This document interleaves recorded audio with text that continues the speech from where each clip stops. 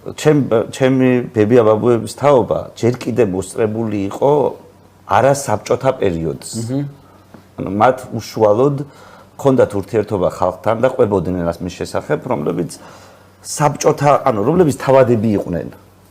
ანუ იცნობდნენ თავადები იყვნენ, ვიღაცა იყო გაკულაკებული, ვიღაცა რაღაცა, მაგრამ ვიღაცა თავადის ქალი იყო მათთვის, ვიღაცა რაღაცა იყო და ჩემი მშობლების თაობისთვის უკვე არა. ჩემი მშობლების თაობა უკვე კოლმეურნეობის თაობა არის, რომ სრულად რაღაც თვალსაზრისით ეს ნაწილი ყველა კოლმეურნეა აქ, ამ კოლმეურნეობის სისტემაში პედაგოგია, როგორც პედაგოგია ჩემი მშობლებიდან რომ დაიწყებენ და მე ყველა საფეხურს რომ არა ოქტომბრელობიდან იწყებოდა. და ის მეხსიერებაც რაღაცნაირად იყო გაწყვეტილი, ამიტომ ჩემი ყოველთვის განსხვავდება ბებიების და მამების თაობა სავარაუდოდ შვილიშვილის თვალით, მაგრამ აი რაღაცნაირად მათ შორის ნეიტრალური თვალით დღევანდელი გადმოსახედა რომ შევხედო, ეს საბჭოთა თაობა არის, ანუ მე მშობლებს კი არ ვაყენებ შეურაცხყოფას, მაგრამ რაღაც თვალსაზრისით ისინი საბჭოთა კავშირის სანიმუშო მოქალაქეები იყვნენ, აი პედაგოგები, ანუ საბჭოთა უნივერსიტეტის დამთავრებულები, რომლებიც მშვიდად ცხოვრობდნენ, იმიტომ რომ რაღაცა არ ზედმეტად არ გაჩხეროდნენ თვალში სისტემას, იმიტომ რომ მათ მშობლებს გამოცდილება ჰქონდათ, რომ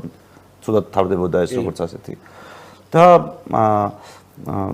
შესაბამისად ეს მათში გათვალისწინებული იყო, მაგრამ იმათში მე როცა თან ასაკში შევიდნენ რაღაც საქმეს, საკუთარი ახალგაზრდობა გაახსენდათ, რაღაცნაირად ახსენდებოდათ ის რომ რაღაცა განსხვავებულად იყო, თუმცა შიშიც მეტი იყო.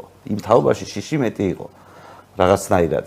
და მამაჩემის თაობაში შიში უკვე არის არა პირდაპირი, არამედ ვიღაცას რაღაცა დაემართათი უფრო გადმოცემით. და თვითონ რომ ალაგ-ალაგ მოხვედრიათ სახრე, როცა ვიღაც ყოველდღეს დაიჭერდნენ, რომელიც განყოფილებაში და რამდენიმე დღეს რაღაც აყოლყებდნენ.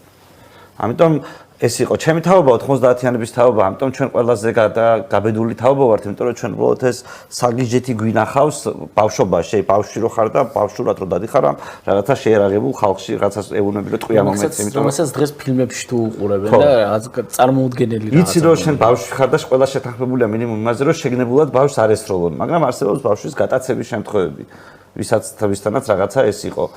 ანუ და შენ ეს გამოგივლია, ანუ რაღაცნაირად აი რაღაც შენი ბავშვობის ეს ემოცია და მე რაღაცნაირად ანუ რისკებსაც ეს პრობლემას გიქმნის რაღაც ბევრ ადგილას, მაგრამ რისკებსაც მაინც რაღაცნაირად ისე უყურებ რა 90-იანების ბავშვი ხარ ბოლოს და ბოლოს და მაშინ ხვდები რომ უფრო სარისკო იყო ცხოვრება. თუმცა ცხოვრება სულ სარისკოა. ცხოვრება სულ სარისკოა, მაგრამ მაშინ განსაკუთრებით სარისკოა. და მის მერე რაღაცნაირად სულ იცი რომ აი რაღაცნაირად შენ უნდა გააკეთო ყველაფერი იმისთვის რომ